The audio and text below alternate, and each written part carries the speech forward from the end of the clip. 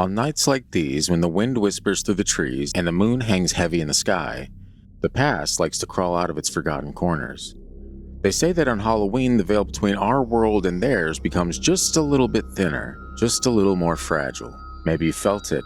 That cold, creeping sensation on the back of your neck, the feeling of being watched when no one else is around.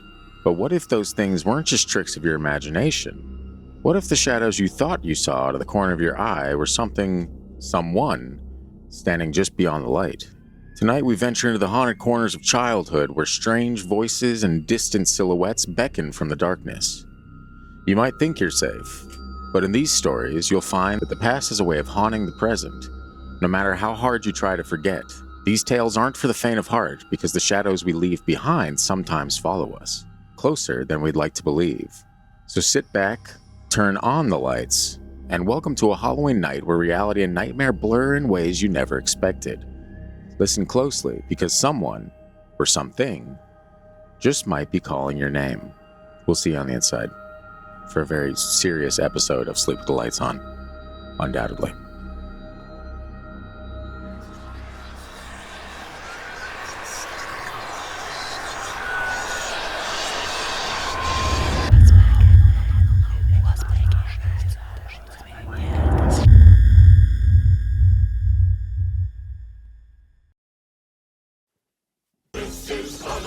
Folks, welcome back to a very special episode of Sleep with the Lights On. Yeah, we've been doing this show for about a year now. Isn't that nice?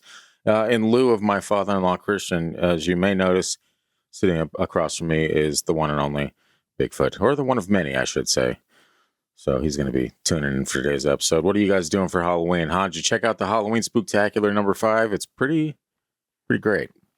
Pretty great. So anyway, folks, as you heard, and as you can visually see with your eyeballs, this is the Halloween episode of Sleep with the Lights On. We hope you guys have a fantastic Halloween. Stay safe, stay spooky. We're going to go ahead and get into one of these stories for you, if I may. Oh man, this costume really rides around in all the wrong places. I bet Bigfoot gets it over here. He understands. I can't even look down. Okay, we're just going to get into it.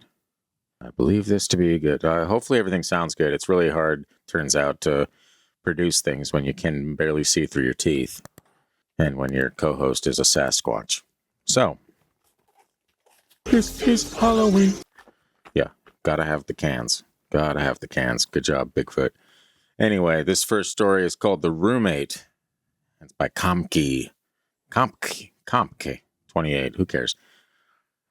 The house had been old, sagging with the weight of years, a decrepit relic from another time.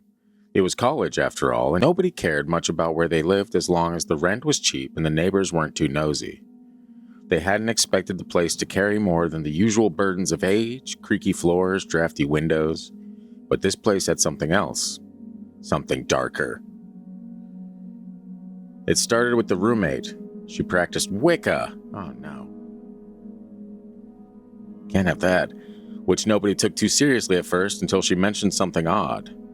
The house is haunted, she said, her voice casual as if speaking about the weather. And then she gave the ghost a name. It was a simple thing, really, just a name, a whisper from some other time. That revelation stirred something, a memory from a different life. The next call went to her mother, the only person who might understand such things. Her mother had always believed in ghosts, had always seen things most people would rather ignore. When the question came, there was no hesitation. Yes, the house was haunted. And then, as if pulling the truth from the ether, her mother named the ghost, the same name that the Wiccan roommate had spoken. Sorcery afoot. Bigfoot gets it. A week earlier, I'm sweating bullets. A week earlier, she had seen something. It had been brief, just a glimpse of a man standing in the doorway watching her. At the time, she had pushed it aside, letting logic soothe the prickling fear. The roommate, with her jealousy over the cat, had been prone to lurking in doorways late at night. The cat liked her better, choosing to curl up next to her dog instead of sleeping with the Wiccan. Curious. The roommate's frustration was palpable. She would stand in the hallway trying to coax the cat back to her bed. It made sense to assume that the figure in the doorway had been her, until the image of that tall, thin man came back to mind. The roommate was neither tall nor thin. The stories began to coalesce, turning her denial into something brittle and fragile. The man in the doorway, the ghost with a name, it all began to twist together, reshaping the reality of that old creaky house. It wasn't just the stories, though. That would have been easier to ignore. It was the animals. Both the dog and the cat started behaving strangely, pacing around empty spaces, backing up as if something invisible blocked their path. The house itself seemed to breathe differently, its drafty old bones harboring more than just the weight of the years. The breaking point came on a Friday. She was alone, washing dishes, trying to distract herself from the growing tension. The kitchen felt cold, the air pressing in on her like a lead blanket. She noticed that the guard over the garbage disposal was missing. Odd, but not alarming. Then, a fork slipped from her hands and clattered into the dark maw of the disposal. Her hand reached in, feeling blindly for the utensil. It was just as she grasped the fork when the garbage disposal roared to life. The machine sputtered on, grinding, as if some malevolent force had willed it into action, and then, just as quickly, it stopped. She stood frozen, heart pounding in her chest, her hand inches from being caught in the metal jaws. The old house seemed to mock her, silent now, save for the distant creaks of the settling frame. The decision to move was made that night. Some things, she knew, couldn't be denied. Some ghosts made themselves known, not through flickering lights or cold spots, but through a name spoken twice, through animals sensing what human eyes couldn't see, and through the mechanical growl of a garbage disposal hungry for more than silverware. She packed her things and left the house behind. But some doors, once opened, never quite close. And he closes the book on cue. Beautiful. What a creepy tale I've just shared with you. Isn't that something? Do I blend into the background? This blue is almost exactly... It's fine. We'll worry about that in post. What do you think, Bigfoot? He agrees. Ghosts are real and demons exist. Everything's right in the world. Thank you. It's so great to have a co-host that actually agrees with the stories that I'm sharing. Instead of talking all that smack, which is usually the case. He's touching a can of beans. It's just out of frame, but I'll share that with you. It's fine. Interesting, though, that the animals don't really want to be a part of the Wiccan person in the house's room. They don't want to hang out with them. They prefer the other. I'll sleep with the dog and this lady. She doesn't do weird witchy stuff. It's fine, you know? You get it. He gets it. What about you guys, huh? All the witches in the audience, sound out. It's fine. I'm not trying to hate on anyone. Just sharing a story is all. Is he doing the Illuminati? Is this Sasquatch a member of the Illuminati? Oh my goodness. Unacceptable. If this was Christian, I'd understand, but it's not. It's a Bigfoot. Oh yeah. Wow. The dark arts, they're everywhere, you know? Turns out nobody's safe. You like that? Because I don't. Hey, what's happening? Oh my goodness, it was Christian the whole time. Oh my God. This is news to me. Breaking news. It's fine. He couldn't help himself. He knew me talking about witches and the dark arts would eventually, he'd have to crawl out of his Sasquatch cocoon. And here we are. A little sweaty in there, huh? Yeah. I feel it. I should have let the heater just not run for 6 hours so we could just be freezing cold in these. You look like Chewbacca now. I'm perfectly warm. This is the warmest I've ever been this time of year. Maybe you just got to rock that every time we record. I might. This second story is called The Demon, and it's by Gintuitive. Taking off my hands.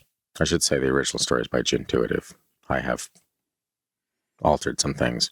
Not the details, just making it a little more names and places to protect the innocent. Mm-hmm.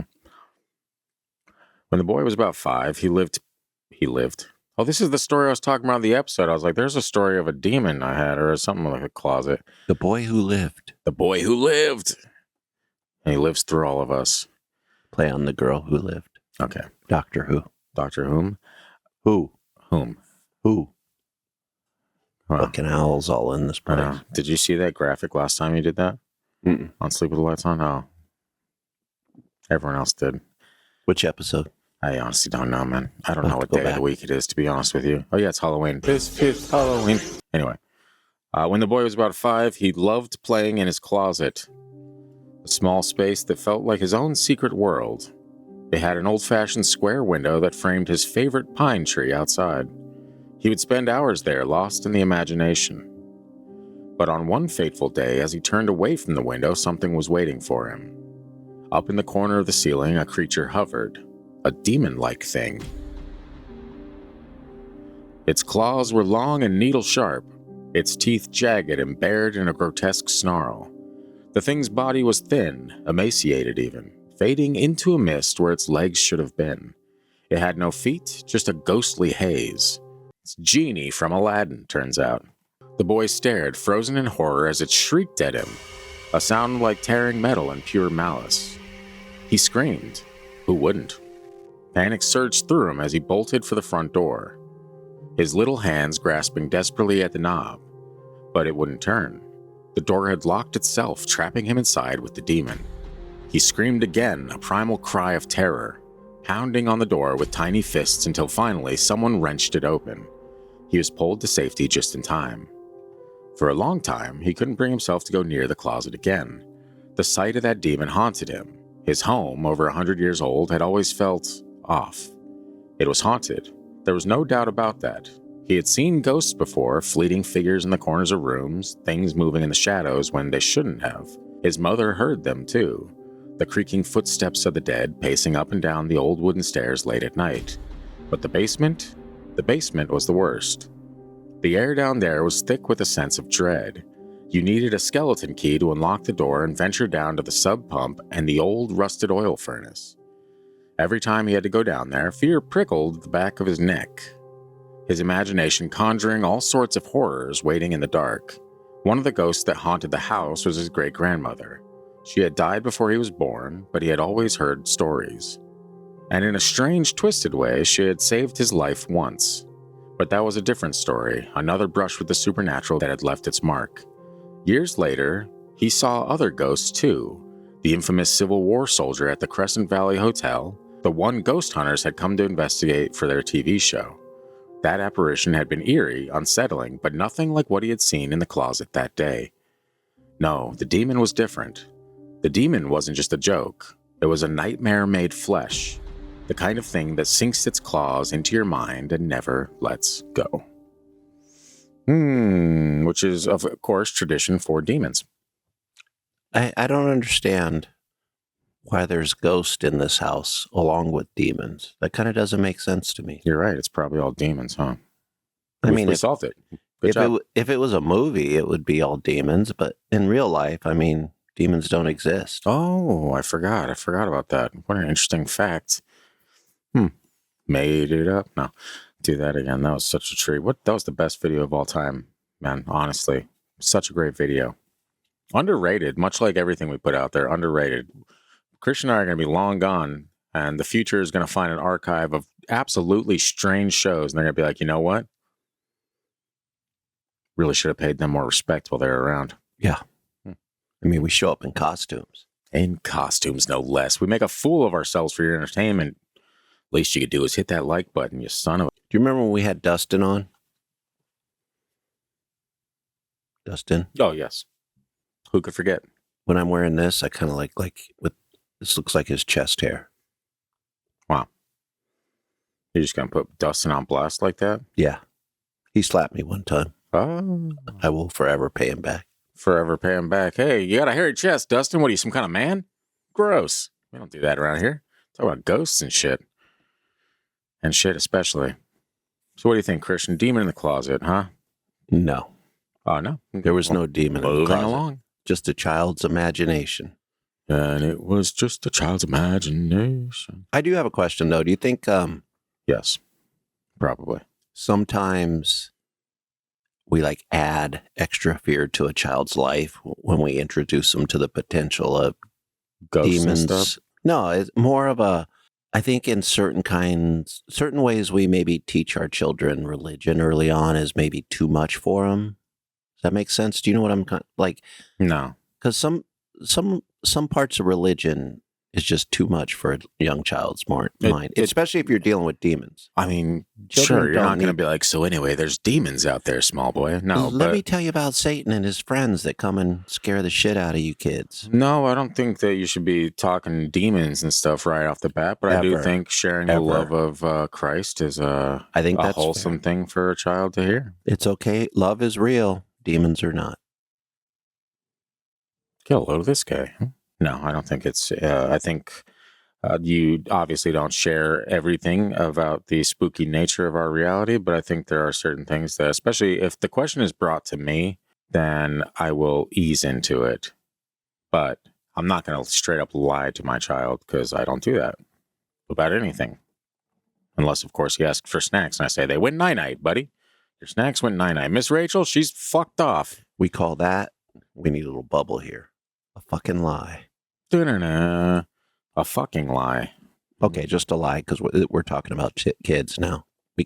Can't we about yep. Everyone knows where you're going with that. It's fine. Yeah. We don't have to. we don't, sometimes we don't have to say the quiet parts out loud. Good stuff. How you guys doing out there? Are you eating a Snickers bar?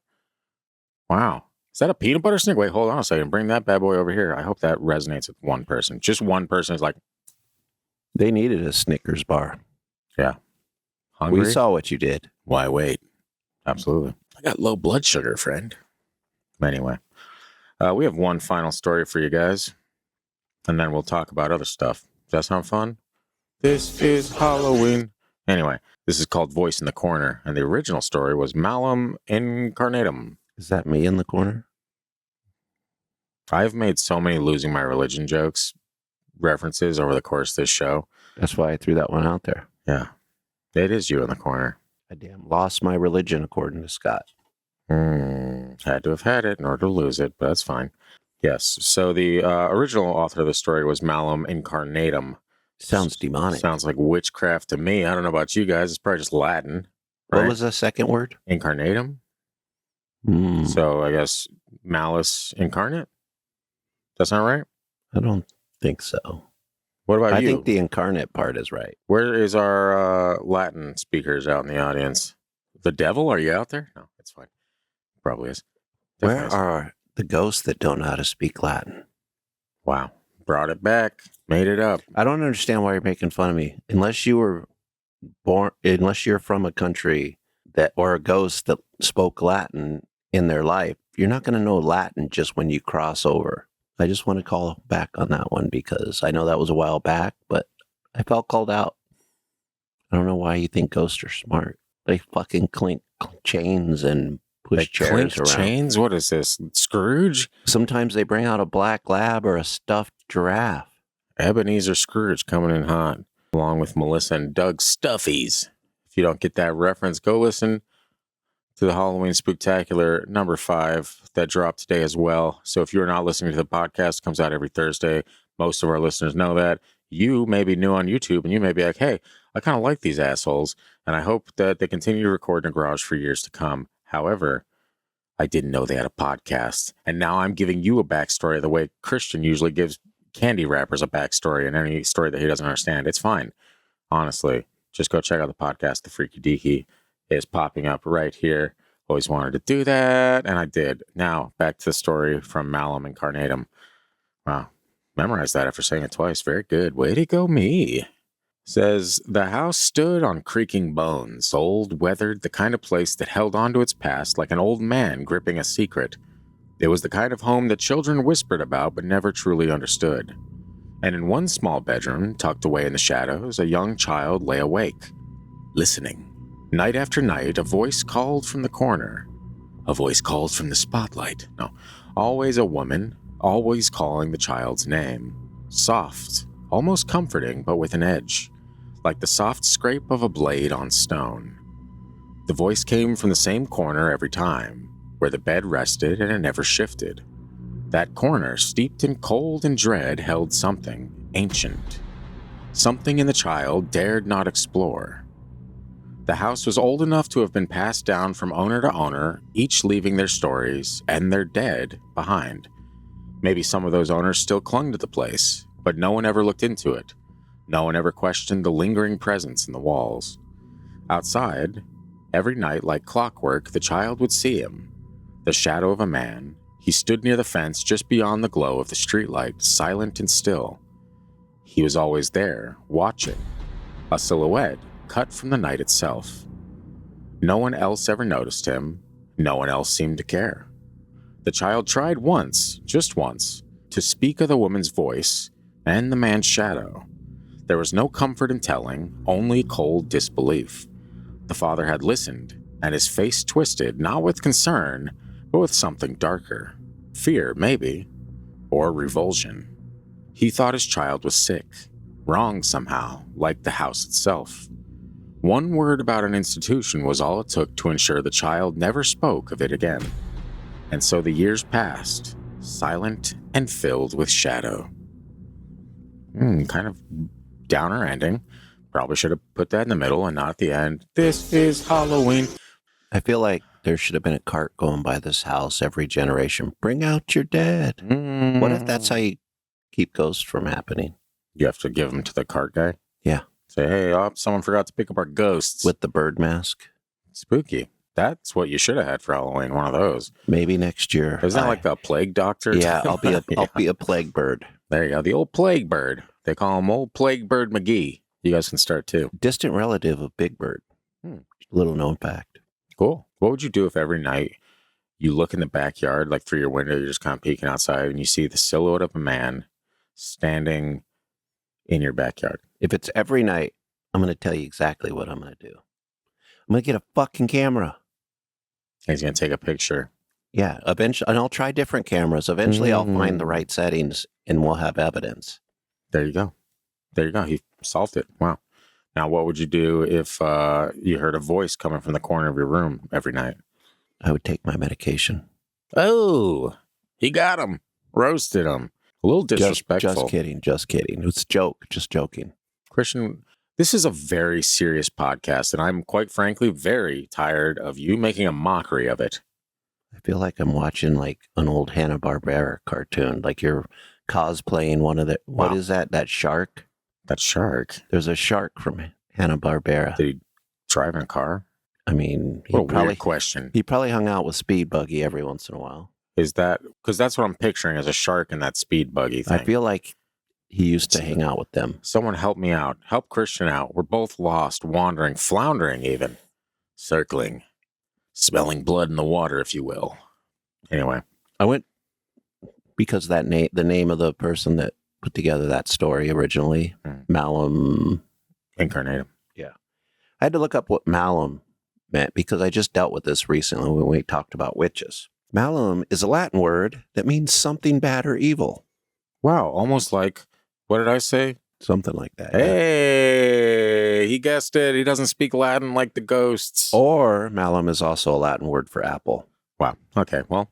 Or in law, the Latin expression malum is used to describe an offense that is inherently or morally wrong.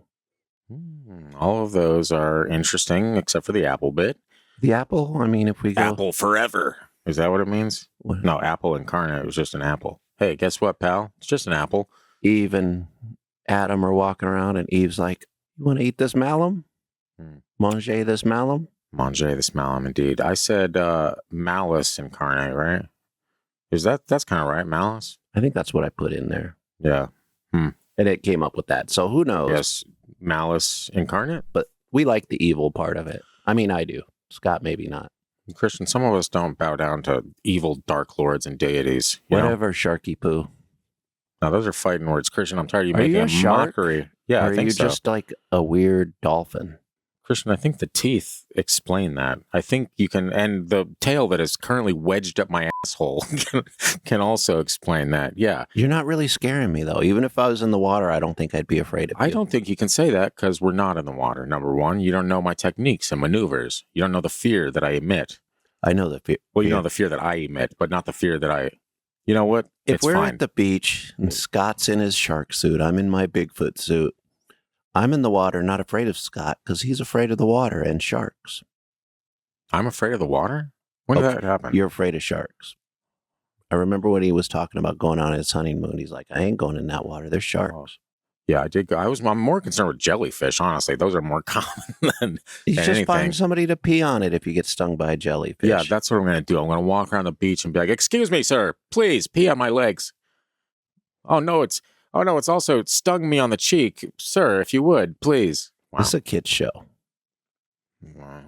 Some demented ass kids out there. I'm sorry, children, my fellow brothers in Christ. I You apologize. sound like an old person all of a sudden. Well, I am an old person. All of a sudden, turns out that's how it happens. All of a sudden, That is how it happens, Christian. It's a little thing called life. Have you lived it? No. Well, you've lived it probably. You're getting up there with what, Count of Saint Germain? I don't think he was a vampire. He was immortal. Actually, hey, Melanie, how you doing out there? She thinks he's the devil. No. And she was like, you guys need to do an episode on that because she was convinced that he's the devil. Challenge accepted. I've been wanting to do his story for a while. There you go, Melanie. Christian's going to do it, so make sure you don't listen because his opinion's probably going to be wrong. It's probably going to be a Jack Parsons all over again. No, we'll explore the devil part of it because that's fascinating. It's fascinating, but the devil's not real, right? Correct. We got him. Or he got us. I can't ever figure it out. It's fine. I mean, there might be a real Satan out there, but the devil is a Middle Ages type of invention. Okay. Don't know where to go with that, but I guess happy Halloween. We'll go talk to Dante and see what he says. Gotta pull him out of that inferno first. It's fine. Christian, what was your favorite story from today's episode of Sleep with the Lights On? I know you're only available for 2 because Bigfoot sat in for I think first. mine would have been the first, according to my friend, but... Oh, did Bigfoot tell you about it? Yeah. It's like he sent me psychic signals. Oh, wow. So I could while he was listening, or she, we haven't checked the appendages. I felt the fear. We grasped fear. I actually added that to the soundboard, but it's way over there. Hey, friend. Yeah, throw that in there. We grasp fear. Now might also be, speaking of Bigfoot, a good time to mention that we are having our first, and we might actually, by the time this comes out, we might have our first location where you can purchase Sasquatch locally. Isn't that amazing? This Wait, right what did here. you say? Sasquatch. Oh, I thought you said Sasquatch. I was like, oh. Isn't that what I did? Sasquatch? I thought you said Sasquatch. I thought Christian, we were like... we are both saying the same thing. Sasquatch. I thought you were selling Sasquatch. Well, And I hot was damn, like, Christian, that's I am wrong. selling Sasquatch. We are saying the exact same word. You need to pronounce it differently because I'm saying Sasquatch, which is the title of this hot sauce that we have produced, making fun of the way you say Sasquatch. You are saying Sasquatch, being like, I thought you said Sasquatch, when what you really said was Sasquatch. And this is like a who's on first, what's on second dealio. And oh, damn it, Bigfoot's back. Sasquatch in the flesh. Would you look at that? It's a Sasquatch.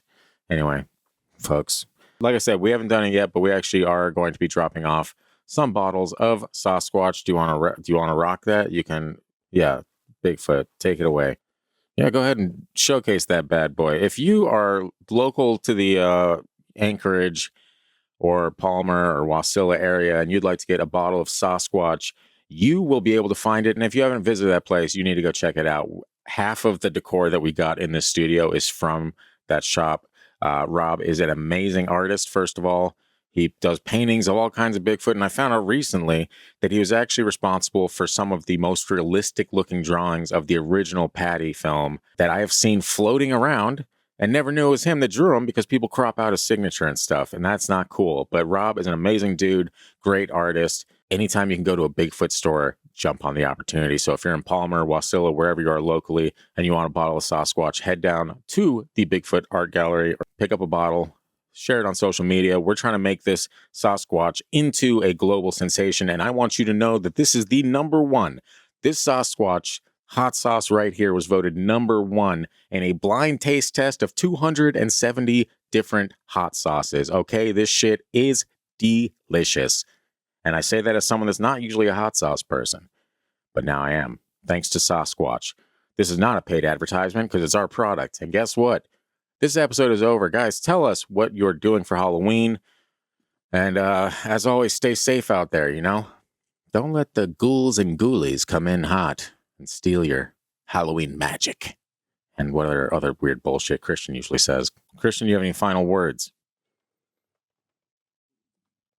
No, you're not dying. Yeah, Bigfoot, do you have any final words? He's just over here knocking on the lamps. Like, no, not now, Bigfoot. This isn't the woods. These are delicate. Cheers to a happy Halloween. And remember, friends, to sleep with the lights on because you never know what is lurking in the shadows. Goodbye.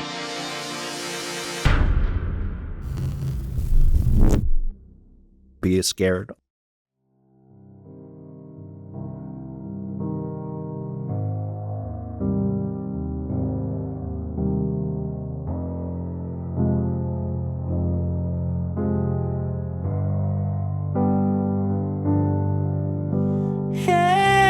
Hey, look at that. Merch for a podcast about ghosts and crap. It's pretty neat. Hey, what a treat. Support the show and rock some swag. If kids are still saying stuff like that, we love you, what a weird song. Buy a t-shirt with TFD thong. Just kidding about that last part, but it's funny all the same. I think the song's over, I'm going insane.